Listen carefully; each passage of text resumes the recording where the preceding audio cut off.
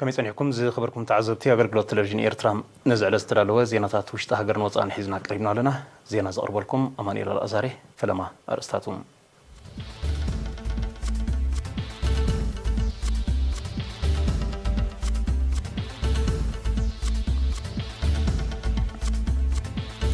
منيستر حرشة حرستوت مدلواتهم نكرامات كتصفو تصويعهم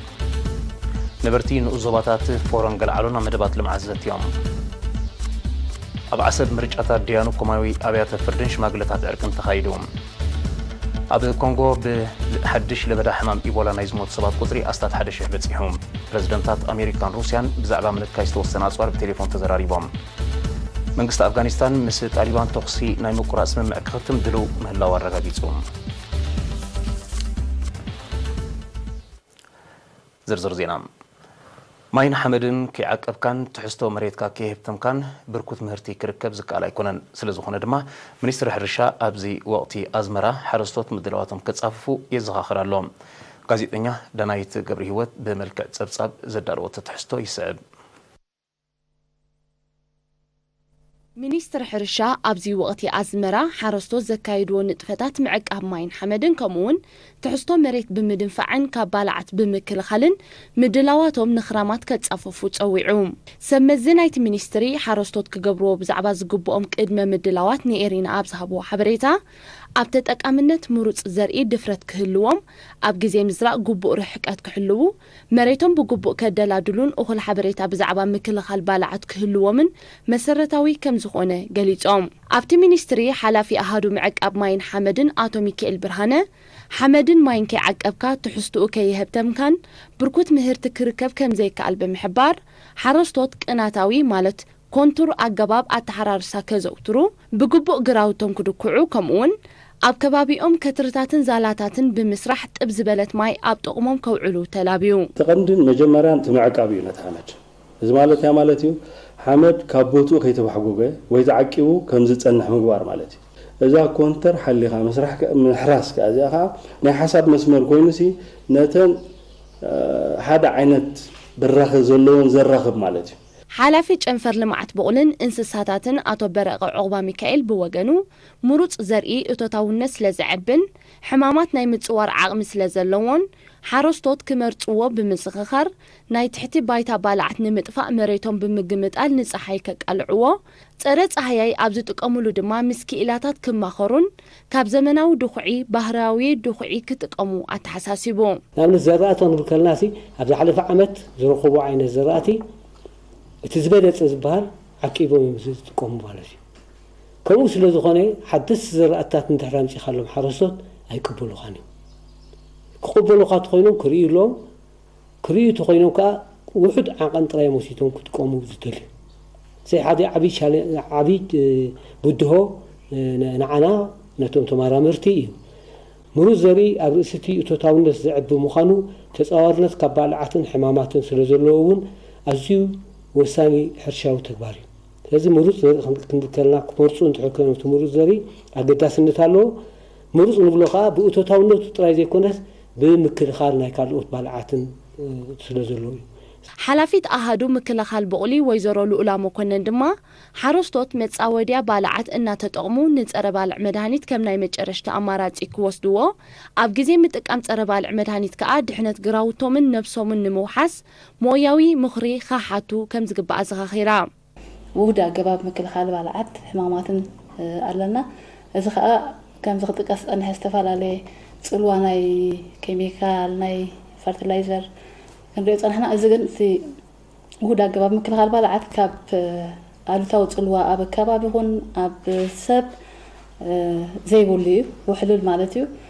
إذا قباب زي حجي صار بالع كم ناي مجرش أمراض زغيركا تتقاموا لي أجي أبزنتينا نحنا نبل حرستوت كاب تقاديمهم صار بالع ناب متقام زغويو مجمرتا كام مدلاو قرات جميرو ودا قباب مكلخال بالعات مدبات كوصلون كتغبرون يقبا إلنا ناتنا ممرحين هب هجي كموصيتو ناي ودا قباب مكلخال بالع كموصيتو نتايو صار بالع وصايتات يقدل اب سب اب انسسا اب كبابي زسعو التاو صلوا دما بو متن يقدل مالت እቶም ክኢላታት ኣብ መወዳእታ ኣብ ኣገባብ ማሕረስ ንምብሕጓግ መሬት ዕድል ዘይህብ ብመስመር ክኸውን ቀጻሊ ኮለላ ኣብ ግራውቶም ክገብሩ ናይ መጨረሽታ ኣማራጺ ዝወስድዎ ጸረ ባልዕ ድማ ዕለቱ ዝሓለፈን ዘይውሑስን ከይከውን ጥንቃቐ ክገብሩ ተላብዮም ኣብ ዞባ ሰሜናዊ ቀይሕ ባሕሪ ወከልቲ ህዝቢ ንኡስ ዞባታት ኣፍዓበት ፎረን ገላዓሎን ምስ ሓለፍቲ ዝተፈላለየ ኣካላት መንግስትን ግንባርን ኣብ ዘካየድዎ ርክብ ኣብዚ ዓመት እዝን ኪኒኡ ንትግባረ ኣብ ዝተወጠኑ መደባት ልምዓት ዘትዮም ኣብቲ ኣብ ቦታኡ ዝተኻየደ ርክባት እቲ መደብ መቕፀልታ ናይቲ ኣቐዲሙ መነባብሮ ህዝቢ ንምምሕያሽ ክትግበር ዝጸንሐ ዕላማታት እኳ እንተኾነ ኣብዚ ዓመት እዚ ብስፍሓት ዝስራሓሉ ስለ ዝኾነ ህዝቢ ውዳቤታቱ ኣሕይሉ ንዝበረኸ ውፅኢቱ ክሰርሕ መተሓሳሰቢ ቀሪቦም ኣብ መወዳእታ ብከቢድ ወጻኢታት ዝተዋደዱ ማሕበራዊ ኣገልግሎታት መነባብሮ ዜጋታት ኣብ ምምሕያሽ እወታዊ ኣበርክቶ ይገብሩ ምህላዎም እንተኾነ ግን ምስ ምጥርናፍ ዓድታትን ምውሳኽ ቁፅሪ ነበርትን ሕፅረታት ይረኣዮ ስለ ዘሎ ቀዳምነት ከም ዝወሃቦም በሪሆም ተሳተፍቲ ድማ ጥጡሕ ጽርግያ ዘይብለን ንኡስ ዞባታት ኣብ ተጠቃምነት ማሕበራዊ ኣገልግሎት ጸገማት የጋጥመን ስለ ዘሎ ፍታሕ ክናድየሉ ምንጭታት ቀረብ እስተማይ ክወሓስ ጽርግያ ኡምለ ፎሮ ክጽገን ምስፋሕ ዝርግሐ ኣገልግሎት ተንቀሳቐሲ ቴሌፎን ድማ ክሕሰበሉ ዝብሉን ካልኦት ርእቶታትን ኣቕሪቦም ኣብ ንኡስ ዞባ ዓሰብ ምምሕዳራት ከባቢ ሸካይቶ ዓስበይን ቢሌን ኮማን ኣብ ስራሕ ንዝጸንሑ ደያኑ ኮማዊ ኣብያተ ፍርዲ ንምትካእን ሽማግለታት ዕርቅን ምምራጽን ምርጫታት ተኻይዱ ኣብቲ ኣጋጣሚ ኣብ ዝሓለፈ ዓመት ኣብ ኮማዊ ኣብያተ ፍርዲ ንህዝቢ ዝተዋህበ ኣገልግሎት ብዝምልከት ኣብ ዝቐረበ ጸብጻብ ጉዳያት ብዘይ ኮለል ብዕርቅን ውሳኔን መፍትሒ ክረኽቡ ዝምዝገን ኣበርክቶ ከም ዝገበራ ተገሊጹ ኣማሕዳሪ ንኡስ ዞባ ዓሰብ ኣቶ ተስፋይ ዘርአ ኣብ ዘስምዖ ቃል ኮማዊ ኣብያተ ፍርዲ ኣብ ዝሓለፉ ዓመታት ዕዉት ስራሓት ከም ዘሰላሰላ ኣብዚ ግዜ እዚ ድማ ንጸኒሕ ባህሊ ኣፈታታሓ ግርጭታት ብዘማዕብልን ዝኹስኩስን ኣገባብ ተወዲበን ክሰርሓ ስለ ዝኾና ዝያዳ ኣድማዕቲ ከም ዝገብረን ኣረዲዮም ተሳተፍቲ ብወገኖም ምርጫ ሽማግለታት ዕርቂ መቕጸልታ ናይቲ ህዝቢ ባዕሉ ብዝመረጾም ክመሓደርን ክዳንን ክስራሓሉ ዝጸንሐ መደብ ስለ ዝኾነ ጸለውትን ብቕዓት ብዘለዎም ንምምራጽ ዕሱስ ተሳትፎ ከም ዝተረኣየ ኣብሪሆም ኣብቲ ኣጋጣሚ ኣብ ስራሕ ንዝጸንሑ 3 ደቂ ኣንስትዮ ዝርከብኦም 9 ደያኑ ኮማዊ ኣብያተ ፍርዲ ስለቲ ኣበርክቶኦም ናይ ምስጋና ወረቐት ተዋሂቦም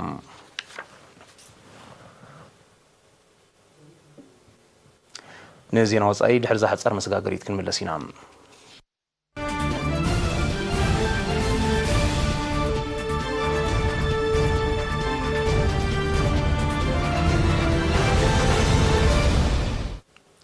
زينا وصاي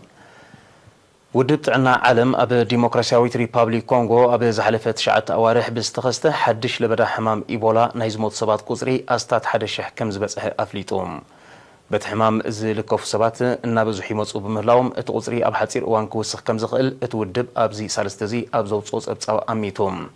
بمسرت حبريتا ودبت عنا علم بزي كاب زلابع عمت زي مل احمام كاب ورح طري ندحر طراي بوحدو 127 مويتهم اللوم ابز حلف ورحي اب سميناوي كفال تهاجر اب حدا معلتي 26 سبات كم استلخفو زفلت كوينو اتتريو نهري من لبعتي حمام زملكت مخانو اتودب غليصوم ديمقراطية ريبابليك كونغو حمام إيبولا كلابا عزي نمبل 10 جيزي يوم ኣብ 2014 ኣብ ሓያሎ ሃገራት ዞባ ምዕራብ ኣፍሪቃ ብዝተኸስተ ሕማም ኢቦላ ልዕሊ 11,000 ሰባት ከም ዝሞቱ ኣይርስዕን ፕሬዚደንታት ኣሜሪካን ሩስያን ብዛዕባ ምንካይ ዝተወሰነ ኣጽዋር ብቴሌፎን ከም ዝተዘራረቡ ምምሕዳር ፕሬዚደንት ዶናልድ ትራምፕ ሓቢሮም ኣብቲ ልዕሊ 1 ሰዓት ዝወሰደ ዝርርብ ብዛዕባ ዝተበጽሐ ስምምዕ ዝገልጽ ሓበሬታ እኳ ዛጊት እንተዘየለ እወታዊ ምንባሩ ግና ፕሬዚደንት ትራምፕ ኣፍሊጦም ክልቲአን ሃገራት ንዘይ ምፍራይ ዝተወሰነ ኣጽዋር ብዝምልከት ቅድሚ 30 ዓመታት ዝኸተመ ውዕል ሓደጋ ምፍራስ አንጽላሊዎ ከም ዘሎ ጸብጻባት ይጠቕሱ እዚ ከምዚ ኢሉ እንከሎ ክልቲኦም መራሕቲ ንጉዳይ ቬኔዙዌላ ሰሜን ኮርያን ካልእ ኣልዒሎምን ከም ዝተዘራረቡ ተቃሊሖም ኣሜሪካን ሩስያን ብጉዳይ ቬኔዙዌላ ንሓድሕደን ይዋቃቕሳ ምህላወን ዝፍለጥ እዩ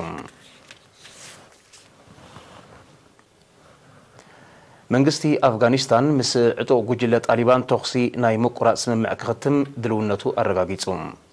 ከም ኣካልቲ ናይ ሰላም ተበግሶ መንግስቱ ኣሲርዎም ንዝጸንሐ 175 ኣባላት ጣሊባን ከም ዝለቐቖም ፕሬዚደንት ኣሽራፍ ቃኒ ብክልተ ግንቦት ሓቢሮም መንግስቲ ነቲ ምቁራጽ ተኽሲ ብዝምልከት ምስ ወከልቲ ጣሊባን ቀጥታዊ ዘተ ከካይድ ከም ዝደልዩ ኣፍሊጡ ዘሎም ይኹን እምበር ቀዲሙ ንዝቐረበሉ ተመሳሳሊ ጻውዒት ዝነጸገ ጣሊባን ነዚ ሓድሽ ጠለቡን እወታዊ ይኹን ኣሉታዊ ምላሽ ኣይሃበሉን ዘሎም ጣሊባን ኣብዚ ሳልስተ እዚ ምስ ወከልቲ ኣሜሪካ ኣብ ቀጠር ናይ ሻርሻይ ዙርያ ርክብ ከም ዘካየደ እንተኾነ ግን ኣብቲ ርክብ ብዛዕባ ዝተበጽሐ ስምምዕ ዝገልጽ ሓበሬታ ዛጊት የለን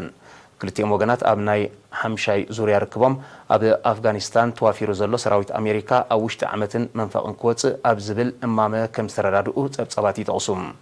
እንተኾነ ግና መንግስቲ ኣፍጋኒስታን ነቲ ክልተኣዊ ስምምዕ ኣፍልጦ ከም ዘይህቦ እዩ ክሕብር ጸኒሑ ኣስታት 18 ዓመታት ኣቁፂሩ ዘሎ ወተሃደራውን ፖለቲካውን ቅልውላው ኣፍጋኒስታን ብሰላም ንምዕራፍ ክካየድ ጸንሐ ዞባውን ኣህጉራውን ጻዕርታት ዛጊት ወታዊ ውፅኢት ኣይትረኽቦን ዘሎም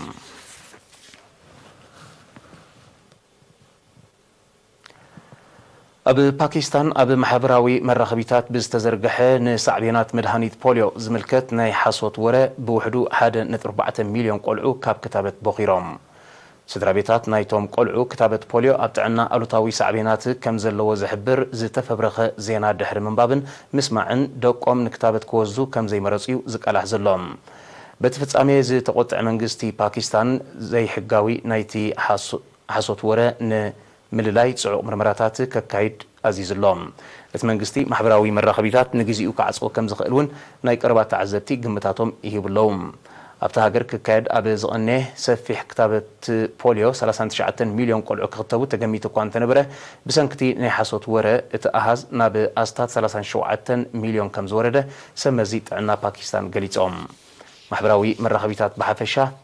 ቁፅፅር ዘይግበረሎም መራኸቢታት ድማ ብፍላይ ጠንቂ ጸጥታዊ ስግኣት ክኾኑ ምጽንሖም ዝጠቕሱ ጸብጻባት ብሰንኩ ሓያሎ ሃገራት ኣብ ልዕሊኦም ምክትታል ይገብራን ክሳብ ናይ ምዕጻው ስጉምታት ይወስዳን ምህላውን ይረዱ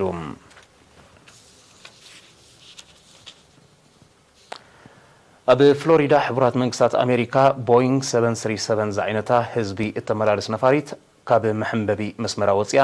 ናብ ሩባ ብምእታዋ ብውሕዱ 2 ሰባት ቆሲሎም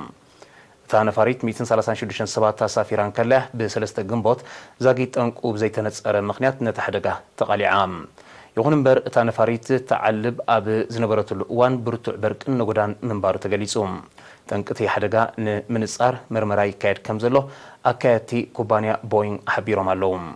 እዚ ሓደጋ ኩባንያ ቦይንግ ኣብ ልዕሊ 737 ማክስ 8 ዝዓይነተን ነፈርቲ ኣብ ኢትዮጵያን ኢንዶኔዥያን ድሕሪ ዘጋጠመ ሓደጋታት ምውዳቕ ብቕዓት ፍርያቱ ንምርግጋጽ ኣብ ዝስዕረሉ ዘሎ እዋን እዩ ዝስዕብ ዘሎ በዚ ድማ ተወሳኺ ጸቕጢ ክፈጥረሉ ከም ዝኽእል ብኣግኡ ተኣሚትሎም ናይ መወዳእታ ዜና ኣብ ቦሊቪያ ኣብዚ ሳልስተ እዚ ብርቱዕ ዝናብ ብዘስዓቦ ሓደጋ ምህማም መሬት ንዋታውን ኣከባቢያውን ዕንወት ወሪዶም በቲ ባህርያዊ ሓደጋ ከተማ ላፓዝ ሕልፊ ካልኦት ከባቢታት ከም ዝተሃስየት ዝሕብሩ ጸብጻባት ዓሰርተታት መንበሪ ኣባይቲ ከም ዝዓነው ብሰንኩ ድማ ብርክት ዝበሉ ሰባት ከም ዝተመዛበሉ ክፍለጥ ተኻኢሉሎም ክኢላታት ሜትሮሎጂ ቦሊቪያ ተወሳኺ ዕለቕልቕን ምህማም መሬትን ክኽሰት ከም ዝኽእል ብምእማት ነበርቲ ከባቢ ከተማ ላፓዝ ናብ ውሑስ ከባቢታት ክግዕዙ መተሓሳሰቢ ኣቕሪቦም ኣለዉ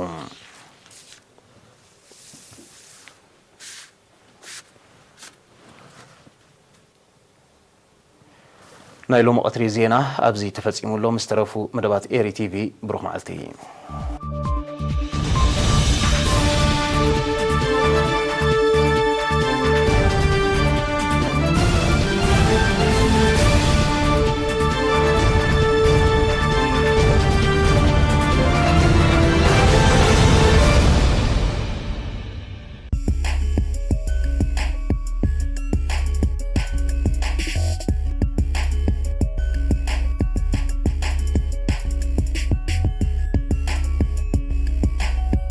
سلام كميتعكم كبرات عزبت علتاو زينا سبورت انه زينا زغرب لكم ميكائيل حرقون ኤርትራዊ ተቐዳዳማይ ክለብ ኣስታና መራዊ ቅዱስ ዝሳትፎ ዘሎ ቱር ዲ ሮማንዲ ትማል ዓርቢ ቀፂል ነይሩ ዝተረኽበ ውፅኢቱ ይስዕብ ኣብዛ ናይ ትማል መድረኽ ተቐዳደምቲ ፋሕፋሕ ኢሎም እዮም ናብ ፍጻመ በፂሖም ፈረንሳዊ ዴቪድ ጋዱ ነዛ መድረኽ ብ3 ሰዓትን 50 ደቂቃን 53 ካይትን ክዕወተላ ከሎ ሮይ ኮስታን ፕሪሞዝ ሮድሪጌዝን ከዓ ካልኣይን ሳልሳይን ደረጃ ሒዞም ውድድሮም ፈጺሞም መርሃው ቅዱስ ካብዚ ዕውት 20 ካሊድ ድሒሩ መበል 36 ተታሒዙ ንውድድሩ ፈጺሙሎም ንናይ ሎም ዓመት ቱር ዲ ሮማንዲ ስሎቫኪያዊ ፕሪሞዝ ሮድሊጅ ካብ ቲም ጃምቦ ቪዝማ ብ12 ሰዓትን 12 ደቂቃን 23 ካሊትን ክመርሖ ከሎ ናይ ትማል ዕውት ናይዛ መድረኽ ዝነበረ ዴቪድ ጋዱ 6 ካሊድ ድሒሩ ካልኣይ ሮይ ኮስታኻ 8 ካሊድ ድሒሩ ኣብ ሳልሳይ ደረጃ ተቐሚጡ ይኽተሎም ኣሎ ካብ መድረኽ ናብ መድረኽ ብቕዓቱ ዘመሓይ ዘሎ መርሃውኻ ካብ መራሒ 1 ደቂቃን 51 ካሊትን ድሒሩ መበል 25 ተታሒዙ ናብ ናይ ሎም መድረኽ ከምርሑ እዩ ሃገራዊ ፌደሬሽን አትሌቲክስ ኤርትራ አስመራ ማራቶን ዝተሰመየ አህጉራዊ ውድድር ከካይዱ ንምድላዋት ዝካየድ ውድድር ብዝምልከት ኮሚሽነር ባህልን ስፖርትን ኤርትራ አምባሳደር ዘመደ ተኽለ ብክልተ ግንቦት ንጋዜጠኛታት ስፖርት ውሽጢ ሃገር ኣብ ዝሃቦ መግለጺ እቲ ውድድር ኣብ ፈለማ ብፌደሬሽን አትሌቲክስ ዞባ ማእከል ይካየድ ከም ዝነበረ ድሕሪ ምግላጽ ካብዚ ሒዝናዮ ዘለና ሎም ዓመት ጀሚሩ ግን ዓመት መጽእ ኣብ ትሕቲ ኣላይነት ሃገራዊ ፌደሬሽን አትሌቲክስ ኤርትራ ብፍሉይ ኣገባብን መልክዕን ክካየድ ምዃኑ ኣብርሁም ነዚ ማራቶን ድሙቕ ንምግባር ብዘይካ ኤርትራውያን ኣትሌታት ን9 ሃገራት መብራቕ ኣፍሪቃ ዝውክሉ 17 ኣትሌታት ክሳተፉ እዮም ዝበለ ኣምባሳደር ዘመደ ንዕውታት እቲ ናይ ማራቶን ውድድር ክሳብ $16,500 ሽልማት ተሰሊዑ ከም ዘሎ ገሊጹ ኣብዚ ናይ ማራቶን ውድድር ኤርትራውያን ደቂ ኣንስትዮ ኣትሌታቱ ናይ ፍርቂ ማራቶን ውድድር ተሰሪዑለን ከም ዘሎ ንዕውታት ዝመቓቐል 97,000 ናቕፋ ገንዘባዊ ሽልማት ተሰሊዑለን ከም ዘሎ ሓቢሩ ነዚ ውድድር እዚ ንምድላውካ ካብ ዝሓለፈ ወርሒ ጥሪ ጀሚረን ኮሚቴታት ቆይመን ኣብ ጽዑቕ ስራሕ ከም ዝርከባን ኣብ ናይ መወዳእታ ናይ ምጽፋፍ መድረኽ ከም ዝርከባን እውን ገሊጹ ኣምባሳደር ዘመደ ተኽለ ብዘይካዚ ናይ ማራቶን ውድድር ኩሉ ህዝቢ ዝሳተፎ ናይ ማስ ስፖርት ንጥፈት እውን ተሰሪዑ ከም ዘሎ ሓቢሩ ኣብዚ ካብ ሲቲ ፓርክ ተበጊሱ ኣብ ባሕቲ መስከረም ዝዛዘም ንጥፈት ኩሉ ኣፍቃር ስፖርት ክሳተፈ ነቲ ውድድር ድምቀት ክህብን ድሕሪ ምዕዳም ድማ እዚ ውድድር እዚ ኣብ መጻኢ ምስ ግዜ ኣህጉራዊ መለክዒታት ዘማልአ ውድድር ንምግባር ልኡኻት ያፍን ኤኤሲ ተዓዲሞም ከም ዘለዎ ኣፍሊጡ ነዚ ውድድር ብኩሉ መዳዩ ዕውት ንምግባር ከም ኢንሹራንስ ኩባንያ ቶታል ማሕበር ታክሲ ዋርሳ ኢንተርፕራይዝ መንገዲ ኣየር ኢትዮጵያ ሃገራዊ ኮሚቴ ኦሎምፒክ ከምኡ ከዓ ሴይሳ ግሩፕ እጃሞም ከም ዘበርክቱ እውን ተፈሊጡሎም ብብራት ዓዘብቲ ዕለታዊ ዜና ስፖርት ኣብዚ ፍጸም ሰላም